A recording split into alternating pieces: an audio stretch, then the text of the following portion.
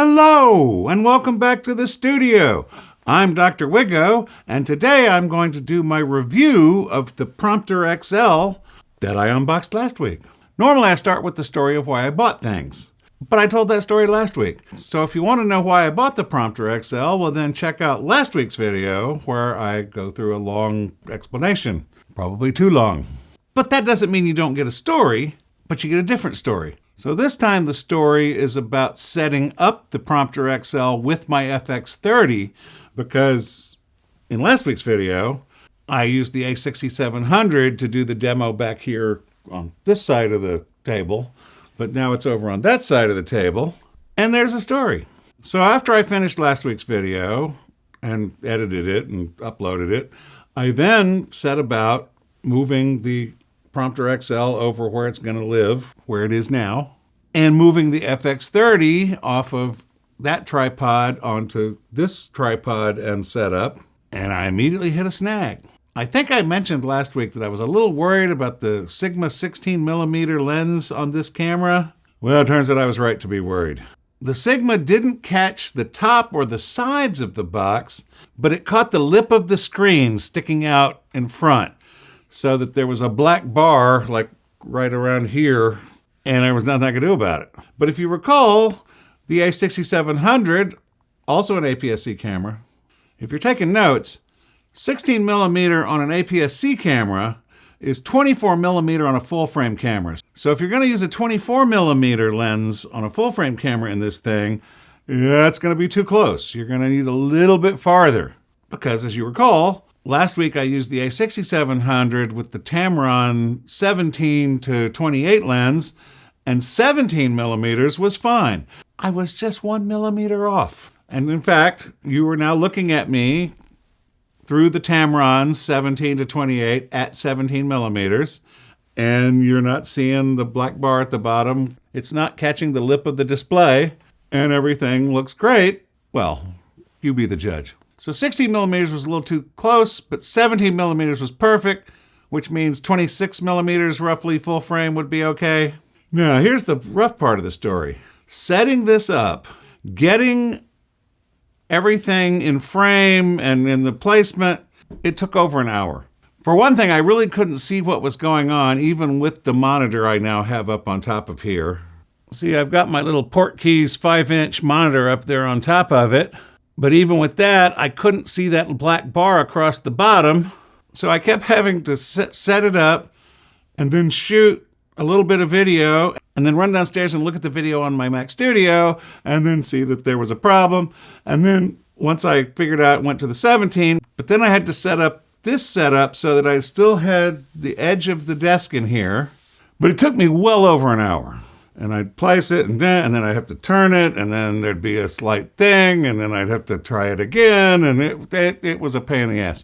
Which leads me to tell you that when you see the next books video, it's going to be in here because there's no way I'm moving this to the library and back. And I really want this teleprompter for the books videos where I have to have all the publication dates and everything. Books videos will be in here from now on. So that's the story of what happened after last week's video. Now let's get to the review. Now, if you watched last week's video, in the box came the teleprompter itself, the detachable monitor, the beam splitter glass, the camera bracket, the universal back plate, the ring back plate, the step-up rings, 9 of them, the mounting screws, the cleaning cloth, the USB-C to C cable, 87 inches. I said it was 6 feet. It's apparently longer than that. And the quick start guide. And remember, the C to C cable needs to be USB 3.2 to work with this setup so that it gets enough power. Let's move on to the specs because this monitor draws 15 watts. Now, the old one was only like 5 watts. So if you want to get the regular prompter, the smaller version, the 9-inch screen, which is less than half the price, by the way, then it only draws 5 watts, so you wouldn't have to worry. Now, the step-up rings are 49, 52, 55, 58, 62, 67, 72, 77, and 82 millimeters, 9 of them. Now, the whole thing sitting over there now weighs 7.43 pounds, not counting the camera and lens sitting on it. And it's 19.4 inches by 15.6 inches by 11.6 inches with the camera bracket on it. So it's fairly hefty, as you can see.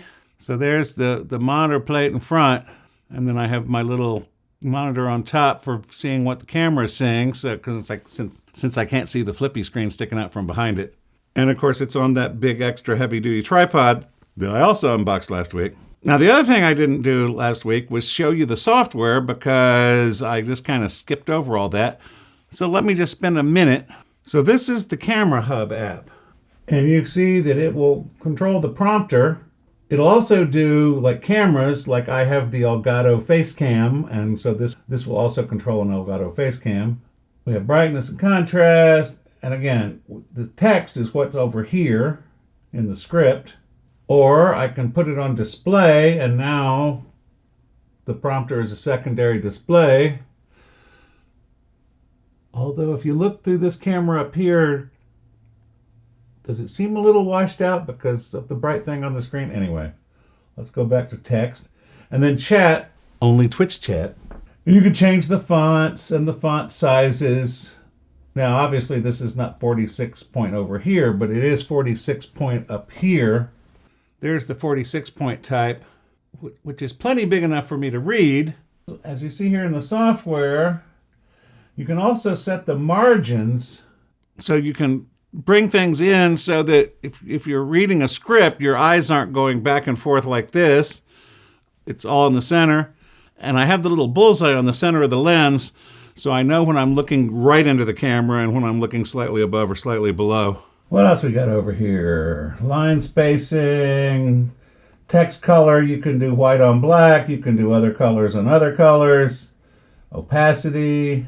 I put my talking points into a notes document. See, here's my notes document, and I just copied and pasted these sections into the Camera Hub script. Works like a charm. So that's the software. It's really, you go to the Elgato website, and it's right there as a download, and you download it and install it, and worked out of the box. Now we get to the fundamental question of this review. Should you buy one of these? Probably not. There is the Elgato Prompter, which is the 9-inch version, which is less than half the price. It lists for $299, but I've seen it discounted everywhere. So you can get it for almost a third of the price of this thing. Now, the difference in that is it doesn't have all the fancy bracket. It hangs on the front of the lens on that step-up ring thing, and it needs to be within 6 feet of you. Now, this is within 6 feet of me, so I could probably have used the smaller one. Of course I could have. You know me. I always buy the Cadillac when I could have had the Chevrolet. And the 9-inch prompter only pulls 4.5 watts.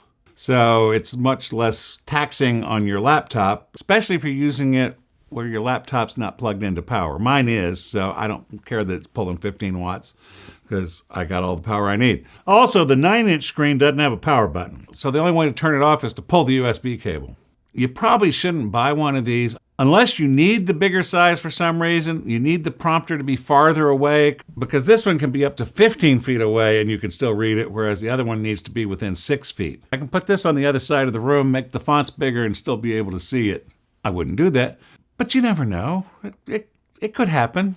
I wouldn't recommend this necessarily unless you have a specific use case, like, again, you need it farther away, or you're like me and have old eyes that don't see that well. So I can make this font big enough. You saw in the shot from this side, I could make that text twice the size and it would still fit. Maybe you'd see my eyes move back and forth a little bit.